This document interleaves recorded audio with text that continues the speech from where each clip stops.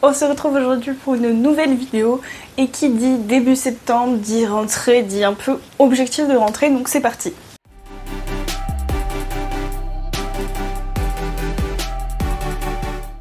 Pour ceux et celles qui suivent les vlogs, ça va peut-être être un peu une redite, mais globalement je vais vous faire un peu mes objectifs. Ça va être surtout écriture, je vais quand même vous faire un point sur l'auto-entreprise, mais voilà, ça va être centré plutôt écriture. Donc on va commencer par l'auto-entreprise parce que ça va être le plus rapide. Globalement, j'ai rien de spécifique en objectif parce que ça veut pas dire que c'est une bonne communication que je fais, mais j'ai quand même l'impression de faire mon maximum en termes de communication. Peut-être qu'elle est vraiment améliorable, c'est même... Enfin peut-être, c'est sûr, elle est améliorable, elle est perfectible, mais à l'instant T, j'ai vraiment l'impression de faire mon maximum en termes de com. En vrai, sur TikTok, des fois, j'ai des demandes de renseignements, etc. Donc,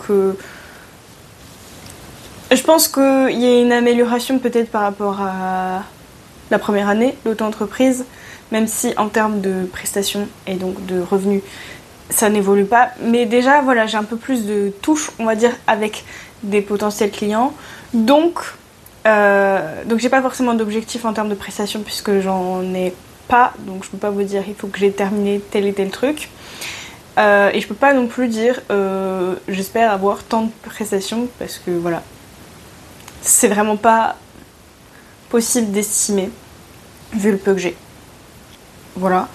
Mais par contre, on va dire que l'objectif principal c'est de continuer la communication telle qu'elle est, surtout TikTok parce que j'ai l'impression que c'est là où j'arrive à le plus toucher de gens, donc forcément je vais un peu, je vais un peu plus axer dessus. Non, je vais continuer ce que je vais faire, ça reste quand même le réseau où je fais à peu près le plus de contenu avec, avec Insta, non, je fais le plus de contenu sur TikTok puisque je poste 5 jours sur 7. Donc on va continuer comme ça la communication telle qu'elle est et puis on va voir ce qu'on peut faire de plus par la suite, mais pour l'instant pour l'auto-entreprise on continue comme on est, entre guillemets, en faisant au mieux. En termes d'écriture, donc voilà, c'est là où ça peut potentiellement être une redite. Début septembre, forcément j'ai mes 2 deadlines d'appel à texte, donc le concours Grumpy Sunshine de Slalom Romance qui se termine le 15 septembre, donc là on est dans le rush, entre guillemets, rush, voilà. Pour envoyer la romance contemporaine sur laquelle je suis en premier jet quand même, hein. Donc à slalom au concours. Et le deuxième c'est le 14 septembre à minuit, donc bon il y a même pas 24 heures de différence entre les deux. Et donc c'est pour Rivka et cette fois-ci c'est une couronne de soleil et un baiser de lune. Donc voilà, c'est les 2 objectifs principaux sur lesquels je me base en ce début septembre. Et ensuite, j'aimerais reprendre, une fois que j'ai terminé ces histoires d'appel à texte et de deadline, j'aimerais reprendre mon objectif. Alors de base, je m'étais dit j'aimerais reprendre dans la ligne de ce que je faisais avant mes vacances, donc 500 mots. Mais en voyant que j'ai réussi à faire quand même plutôt bien, malgré les aléas, malgré la fatigue, malgré la reprise, ce mois-ci en août, enfin le mois dernier du coup en août, les 1000 mots par jour, presque, il m'en manquait quand même, mais voilà. J'ai quand même fait largement plus de 500 mots par jour.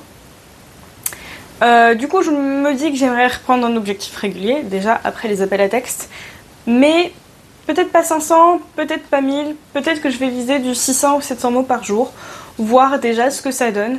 J'espère septembre un peu plus calme en termes de choses prévues personnellement, donc plus de repos en théorie, et donc plus de possibilités d'être en forme et de réussir mes objectifs.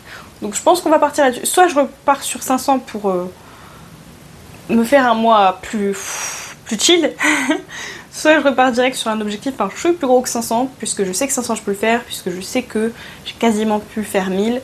Donc voilà, ce serait l'objectif. Et sur quel projet, sachant que du coup, pour refaire un bilan, j'ai en gros, on va dire 4,5 projets. Le tome 2 d'une couronne de soleil et un baiser de lune, la romantécie dragon, le fantastique, la romance contemporaine et le projet doudou que j'écris en dehors de mes objectifs. Du moins tant que j'ai les autres projets en cours. Et c'est là où se pose tout le dilemme parce que évidemment là, vu dans la lancée que je suis avec la romance contemporaine, évidemment je vais rester sur celle-là dans les 2 projets principaux que je vais choisir. Mais le doute se pose sur le deuxième choix. Donc ça se joue entre le fantastique, le tome 2, la Romantasy Dragon. Je vais plutôt choisir entre le tome 2 ou fantastique puisque c'est les textes les plus avancés. La Romantasy Dragon, je sais plus à combien je me suis arrêtée, mais on est quand même relativement au début, peut-être presque à la moitié, mais plutôt le début du roman. Donc du coup, ça fait plus sens que je me mette sur un des projets qui est le plus avancé pour peut-être espérer en finir un, voire deux du coup avec la romance contemporaine. Là où se pose le doute, c'est est-ce que avec du coup l'écriture du synopsis du tome 2 et donc la relecture du tome 2 pour l'écrire, est-ce que ça fait plus sens de me mettre sur l'écriture du tome 2 en deuxième projet? Je l'aurai relu, il sera frais dans ma tête, etc. Et il est à 75% à peu près. Ou est-ce que je me mets sur le fantastique, dont je ne vois clairement pas la fin, mais qui est quand même plutôt bien avancé, on est à 70 000 mots, et c'est la période idéale. On va bientôt rentrer dans l'automne. Dans ma tête, on est déjà en automne. Mais je respecte ceux qui se pensent encore en été. Je comprends.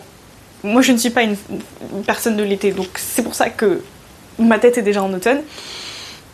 Mais dans tous les cas, on se rapproche, qu'on soit en été ou en automne, selon les points de vue. L'ambiance qui va avec mon roman fantastique se rapproche. Voilà.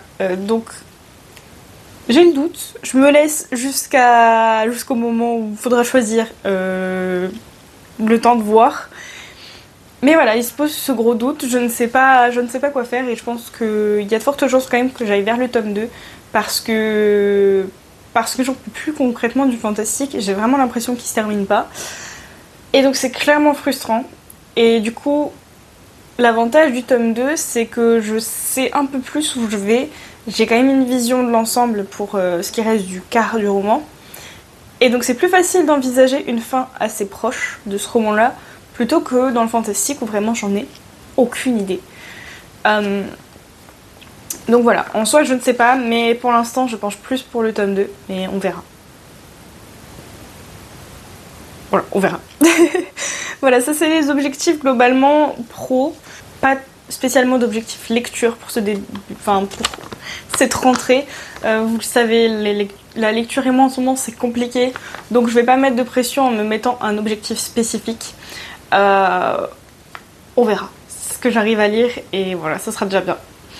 Et puis voilà, et puis globalement pour cette rentrée, ce qui est un peu contre-intuitif puisqu'une rentrée on se remet au travail, mais pour cette rentrée, ce que je me souhaite et que je me mets un objectif personnel, c'est de retrouver un bon rythme de travail et de repos surtout, un bon rythme de sommeil et voilà, à nouveau avoir un peu de temps pour moi et de repos. Ça va faire partie de mes objectifs principaux pour moi-même sur cette rentrée. Voilà, c'est tout pour cette vidéo d'objectifs de rentrée. N'hésitez pas à me dire quels sont vos objectifs pour cette rentrée de 2025. Et sur ce, on se dit à très bientôt pour une prochaine vidéo. Ciao!